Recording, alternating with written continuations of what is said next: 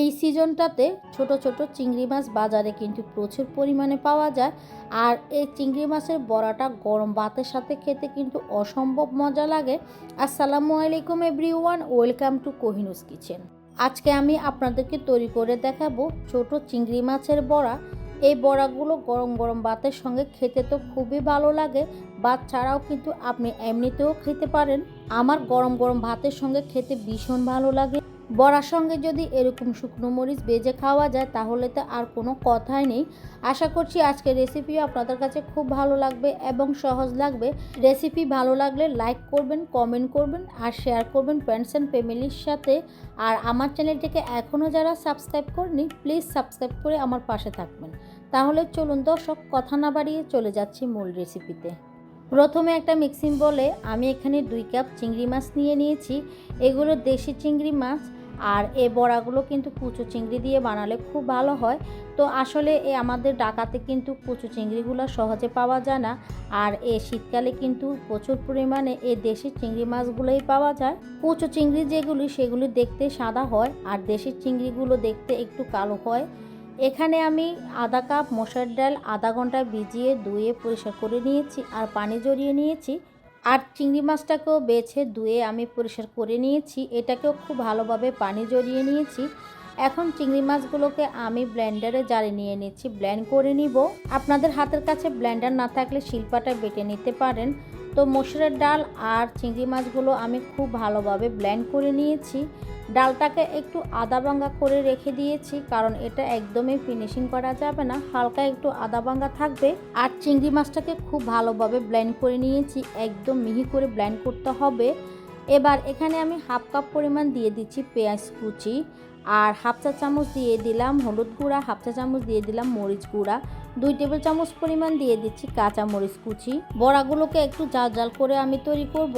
Half চা চামচ দিয়ে দিচ্ছি আদা বাটা, 1 চা চামচ দিয়ে দিলাম রসুন বাটা, হাফ চা চামচ দিয়ে দিচ্ছি জিরা গুঁড়া, স্বাদ অনুযায়ী দিয়ে দিচ্ছি লবণ। এবার এখানে আমি 2 টেবিল চামচ পরিমাণ দিয়ে দিচ্ছি ধনেপাতা কুচি, আর 1 টেবিল চামচ দিয়ে দিচ্ছি কর্নফ্লাওয়ার। আপনাদের হাতের কাছে যদি কর্নফ্লাওয়ার না থাকে সেক্ষেত্রে চালের গুঁড়োও দিতে পারবেন। সব কিছুকে একসঙ্গে খুব ভালোভাবে আমি মেখে নিয়েছি।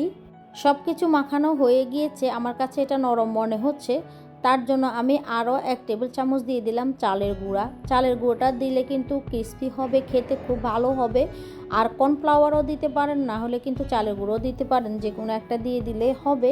সব কিছু একসঙ্গে খুব ভালোভাবে মিশিয়ে নেওয়া হয়ে গেলে এগুলোকে এখন ভাজতে চলে যাব।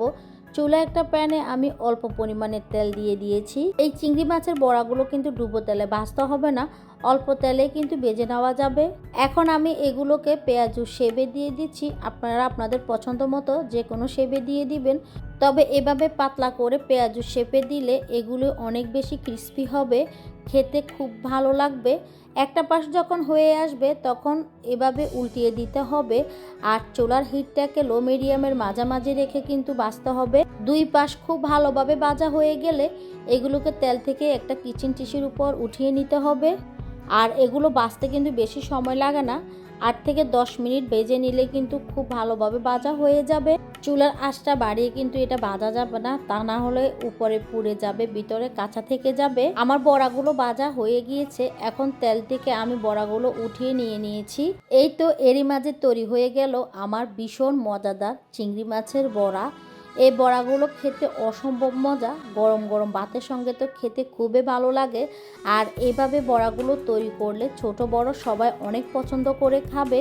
ছোট বাচ্চারা তো বুঝতেই পারবে না এটা কিসের বড়া বানিয়ে দিয়েছেন, খুব মজা করে কিন্তু খেয়ে নিবে। চিংড়ি মাছ ভাজার পরে যে তেলটা ছিল ওই তেলের মধ্যে আমি শুকনো মরিচ ভেজে নিয়েছি।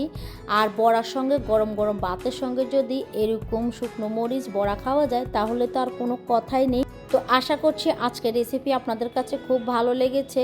তাহলে আজকের মতো এখানে বিদায় নিয়ে নিচ্ছি। সবাই অনেক বেশি ভালো থাকবেন, সুস্থ থাকবেন। আল্লাহ হাফেজ।